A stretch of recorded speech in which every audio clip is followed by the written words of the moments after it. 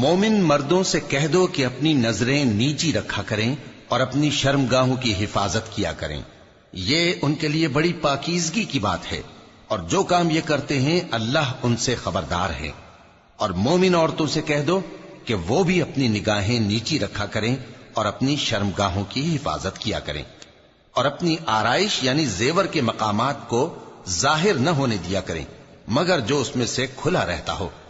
اور اپنے سینوں پر اوڑھنیاں اوڑھے رہا کریں، اور اپنے خاوند اور باپ اور خسر اور بیٹوں اور خاوند کے بیٹوں اور بھائیوں اور بھتیجوں اور بھانجوں اور اپنی جیسی مومن عورتوں اور لونڈی غلاموں کے سوا نیز ان خدام کے جو عورتوں کی خواہش نہ رکھیں، یا ایسے لڑکوں کے جو عورتوں کے پردے کی چیزوں سے واقف نہ ہوں، غرض ان لوگوں کے سوا کسی پر اپنی زینت اور سنگھار کے مقامات کو ظاہر نہ ہونے دیں،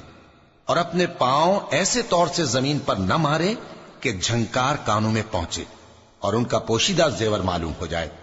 اور مومنوں سب اللہ کے آگے توبہ کرو تاکہ فلاح پاؤ۔